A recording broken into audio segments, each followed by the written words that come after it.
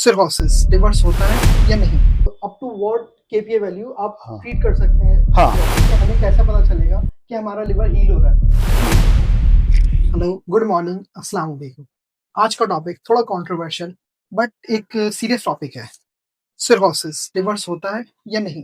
कई डॉक्टर्स बोलते हैं कि नहीं होता है, बस डैमेज कंट्रोल कर सकते हैं। बट मैं आज इस मिथ को ब्रेक करने आया हूँ, फैक्ट्स के साथ, डाटा के साथ और रिजल्ट के साथ। Friends, in today's episode, I am joined by a legendary figure in the world of Unani medicine, someone whose presence is truly an honor for me to introduce. I am talking about none other than Professor Akhtar Siddiqui, sir. मैं आपको बता दूं sir के बारे में.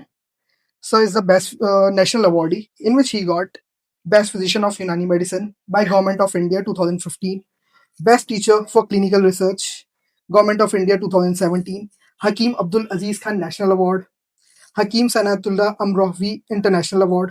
Sir का career खुद एक टेक्स्ट बुक है. 45 years of clinical experience, 40 years of teaching experience, 26 years of research, along with that 46 research papers, 20 MD thesis supervised and 3 books published. आज हम सीधी बात करेंगे on facts. So welcome to the podcast. Thank you doctor Hamza. जी sir, मैं आपसे ये चाहूंगा कि आप हमारे व्यूअर्स को थोड़ा बता दें सिरोसिस क्या होता है इन ब्रीफ. अस्सलाम वालेकुम, आदाब, गुड इवनिंग डियर फ्रेंड्स। जैसे कि हमारे डॉक्टर हमजा ने बताया, मैं जामिया हमदर्द यूनिवर्सिटी दिल्ली में 40 इयर्स टीचिंग किया और तकरीबन 45 इयर्स से क्लिनिक कर रहा हूँ और तकरीबन 30 इयर्स रिसर्च में हो गए। मेरा रिसर्च भी शुरू हुआ लीवर डिजीज से 1995 में।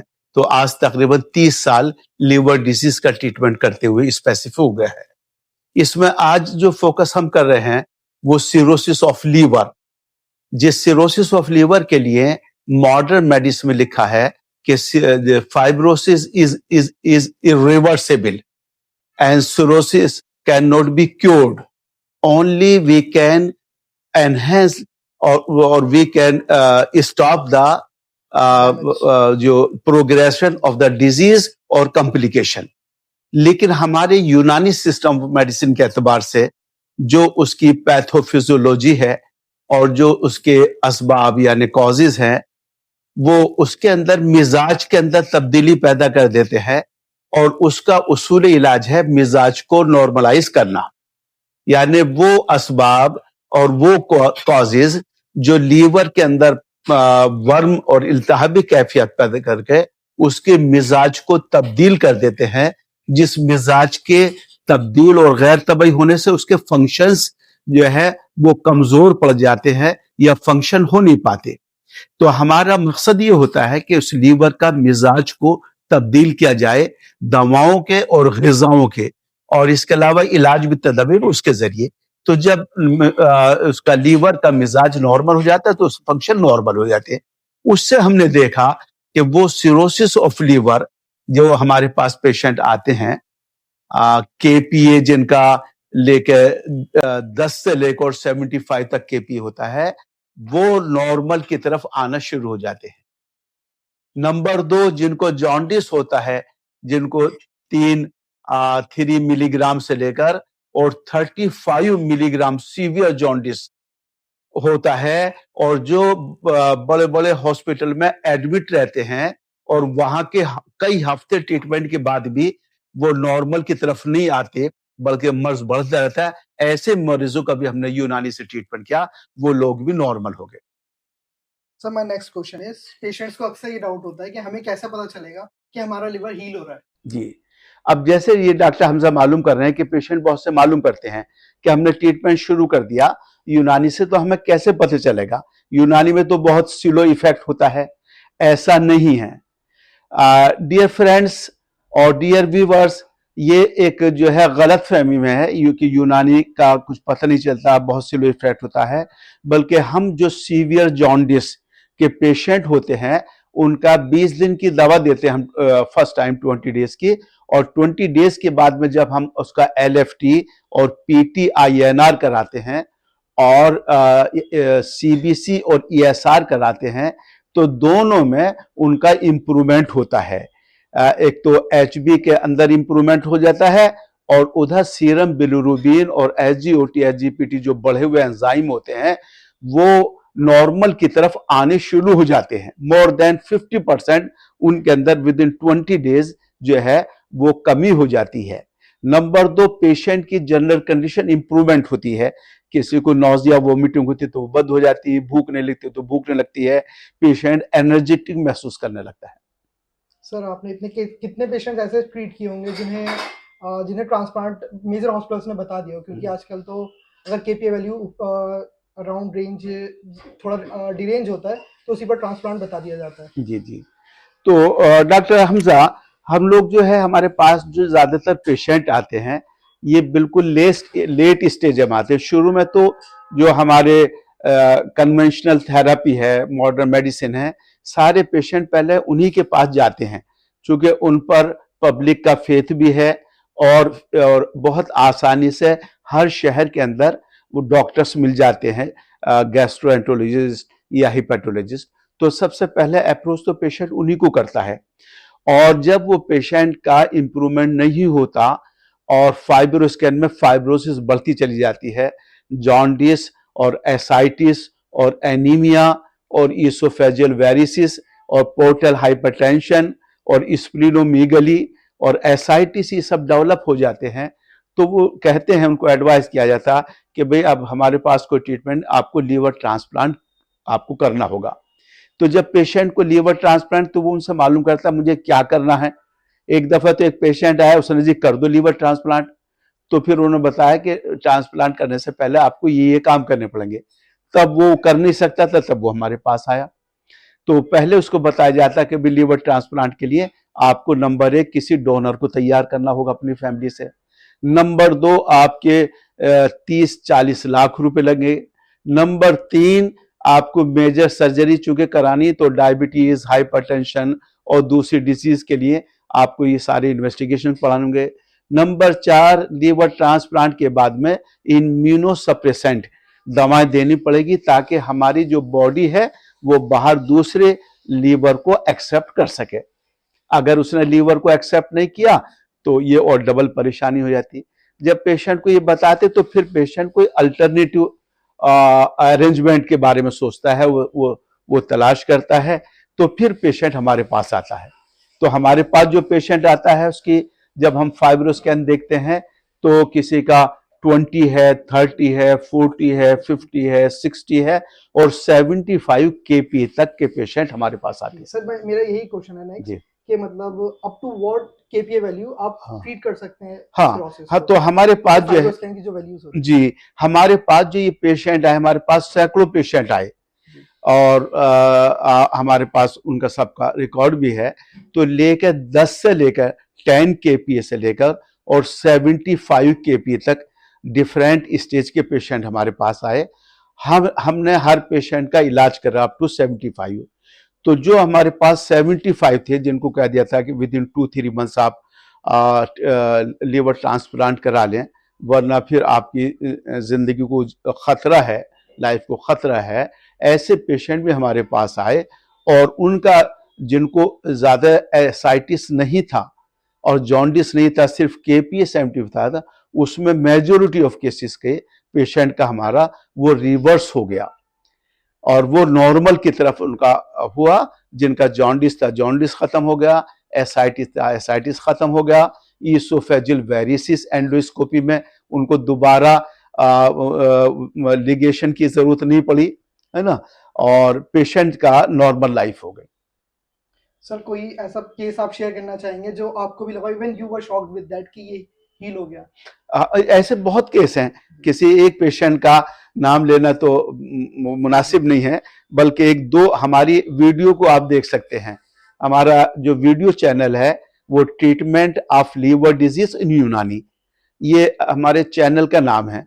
आप उसमें हमारे पेशेंट जो आते हैं फॉलोअप में हम उनका वीडियो बना लेते हैं, सबका भी नहीं बनता, चूंकि भीड़ रहती है और कुछ और दूसरी वजह से जिसमें पेशेंट एग्री नहीं करता किसी, तो उनका भी हम नहीं बनाते। लेकिन जिन पेशेंट का हमने वीडियो बनाया है उसमें सबसे पहले हमारे पेशेंट थे वो राजेश मेहरोत्रा। उनको लीवर ट्रांसप्लांट यहाँ दिल्ली के एक बड़े हॉस्पिटल में एडवाइस कर दिया था। उनका एक ही बेटा था, वो उसका लेना नहीं चाहते थे और दूसरी पैसे दे के वो किसी का लीवर नहीं लेना चाहते थे। बहुत अच्छे सज्जन थे, बहुत अच्छे आदमी थे, हालांकि बहुत बड़े पैसे वाले दिल्ली के पॉश कॉलोनी में वो रहते हैं। ऑक्सफोर्ड से वो स्टडी किए हुए थे। लेकिन जब उनको लीवर ट्रांसप्लांट एडवाइस किया गया फिर वो हमारे पास आए। आप उनका वीडियो देख सकते हैं कि कितनी जल्दी उनको इंप्रूवमेंट हुआ और आज वो 2016 से आज 25-9 साल हो गए। He is absolutely okay. Sir कोई ऐसे डाइट रेस्ट्रिक्शंस जो आप अपने सिरोसिस के पेशेंट्स को बताते हो कि ये चीज बिल्कुल नहीं करनी है आपको, हाँ। ये डाइट बिल्कुल नहीं लेनी है? हाँ, हमारे जो सिरोसिस ऑफ लीवर के पेशेंट होते हैं, चूंकि सबसे पहले जो पेशेंट होते हैं सिरोसिस ऑफ लीवर के वो एल्कोहलिक होते हैं या डायबिटीज की वजह से होते हैं या हेपेटाइटिस बी और सी की वजह से होते हैं या फिर ड्रग इंड्यूस्ड होते हैं या फिर जो है क्रिप्टोजेनिक कहते हैं जिनको इटियोलॉजी अननोन होती है। ऐसे पेशेंट हमारे पास ऑलरेडी डायग्नोज आते हैं। तो डाइट के हिसाब से हम पेशेंट को कहते हैं कि वो भी शुरू में लाइट डाइट लें। जैसे हम डाइट में हम उनको एडवाइस करते हैं जौ का दलिया या आपको जो है वो साबूदाना या हरी सब्जियां और चपाती। तो ये जो है पेशेंट को हम ताकि वो इजीली डाइजेस्ट हो जाए स्टोमक के अंदर और इजीली एब्जॉर्ब करके लीवर के अंदर वो मेटाबोलाइज हो जाए। तो हम जो है ऐसी चीजें जो देर में हजम होती हैं, मिसाल के तौर पर छोले हैं, चने हैं, बहुत ज्यादा रोटी है या बहुत ज्यादा क्वांटिटी में खाना है या ऑयली हैं या स्पाइसेस फूड हैं, इनको हम पेशेंट को परहेज करने के लिए बोलते हैं। सर क्या आपकी मेडिसिन से एसाइटिस, पोर्टल हाइपरटेंशन और इसोफेजल वेरिसेस जो जिनमें यूजुअली ब्लीडिंग भी बताते हैं पेशेंट्स, क्या वो भी हील हो जाते हैं? हाँ, हमारे पास बहुत सारे पेशेंट आए जिनका ऑलरेडी ईसोफेजियल वेरिसेस एंडोस्कोपी की रिपोर्ट लेकर आते हैं और उसमें वो कहते हैं कि ऐसा आप हमारे ईवीएल कहते हैं, ईसोफेजियल वेरिसेस लिगेशन करते हैं तो आते हैं। लेकिन जब हम अपनी ट्रीटमेंट शुरू कर देते हैं तो पेशेंट ने हमें आकर रिपोर्ट दिया कि हमने अब दोबारा वापस जाकर जहां पहले कराई थी हमने एंडोस्कोपी, वहां जाकर उनका एंडोस्कोपी कराया तो अब उन्होंने मना कर दिया कि अब आपको जो है ईवीएल करने की जरूरत नहीं है। और फिर पेशेंट को ना कभी ब्लीडिंग हुई और ना कभी पेशेंट को जो है उस तरह की कॉम्प्लिकेशन हुई। सर क्या आप कोई ऐसी डाइट बताना चाहेंगे व्यूअर्स को, लाइक उनका जो नॉर्मल है उसका लिवर हेल्दी रहे हमेशा, इस टाइप की प्रॉब्लम इन फ्यूचर ना हो? हाँ, तो हम ऐसे पेशेंट को हम जो नॉर्मल पेशेंट हैं उनको सिरोसिस ना हो उसकी प्रिवेंशन के लिए सबसे पहले तो हम कोई भी पेशेंट आता है हमारे पास, सबसे पहले हम उसको बहुत अच्छी तरह से और ख़ास तौर से उसको उसके अटेंडेंट और फैमिली मेंबर्स को ये समझाते हैं कि पहले तो पेशेंट से हम ये वादा लेते हैं कि आज से वो शराब पीना छोड़ दे, नंबर 1। नंबर 2, शराब पीने वालों के पास वो अपनी बैठक भी और उठना बैठना छोड़ दे। नंबर 3, उनके जो फैमिली मेंबर्स उनकी मिसेज होती है, मदर फादर होते हैं, उनसे भी कहते हैं कि आप इनका ख्याल रखें कि ये पिए नहीं। तो फिर बगैर दवा के भी ये ठीक हो सकते हैं और अगर इन्होंने अपने कंटिन्यू रखा तो फिर ये मुश्किल होगा ठीक होना।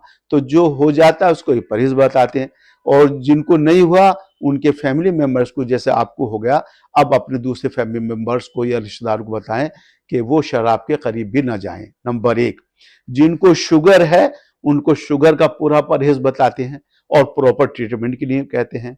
जिनकी लिपिड प्रोफाइल बढ़ गई है उनके लिए fatty diet, oily diet, fried diet उनको मना करते हैं और ज्यादा क्वांटिटी लेने से मना करते हैं ताकि वो अगर उनका लिपिड प्रोफाइल नॉर्मल हो जाएगा तो उनका सिरोसिस ऑफ लिवर भी जल्दी ठीक हो जाएगा। सर क्या आपका ट्रीटमेंट लेने के बाद एक पेशेंट नॉर्मल लाइफस्टाइल फॉलो कर सकता है, नॉर्मली लोगों की तरह डाइट ले सकता है? जी, अब हमारे पास बहुत सारे पेशेंट आते हैं और उनके वो कहते हैं डॉक्टर साहब बहुत दिन हो गए हमें कोई नॉन वेज लिए हुए, बहुत दिन हो गए हमें घर का खाना खाए हुए, हम परहेज का खाना खा रहे हैं। तो जब पेशेंट के लीवर फंक्शन नॉर्मल हो जाते हैं, नंबर 2 उसका एनीमिया रिकवर हो जाता है, नंबर 3 जब उसका एसाइटिस रिजोल्व हो जाता है, नंबर 4 जब उसका पोर्टल हाइपरटेंशन इसोफेजियस में इंप्रूवमेंट आ जाता है, तो हम पेशेंट से कहते हैं कि अब अपने घर पे जो घर पे खाना बनता है अब वो खाना शुरू कर दे। सर इट मीन्स हमारा जो सिरोसिस है it is curable yes. And जो एंड सिरोसिस स्टेज होती है उस पर से हाँ भी क्योरेबल हाँ, होता है। अब इसमें उस मालिक पे भरोसा करके हम ये बात कह सकते हैं विद एविडेंस कि जो बात हमारे बड़े बड़े हॉस्पिटल में हमारे दूसरे कुलीग बताते हैं कि सिरोसिस इज इरिवर्सिबल, और ये लिटरेचर में भी लिखा इरिवर्सिबल, लेकिन हम ये कहते हैं कि no it is reversible and and curable, और उसका हमारे पास ये सारे एविडेंस है। आज का बॉटम लाइन सिंपल है, सिरोसिस बिल्कुल रिवर्स हो सकता है। बाकी रिपोर्ट्स में कोई प्रॉब्लम हो तो उसके लिए सर और हम हैं आपके लिए, आप बिल्कुल कांटेक्ट कर सकते हैं। सर का यूट्यूब चैनल भी है, आप उस पर व्यू भी कर सकते हैं। Thank you for this. Thank you so much viewers. आपको इसमें अगर किसी को कोई तकलीफ है तो वो हमें कांटेक्ट कर सकते हैं। Thank you so much.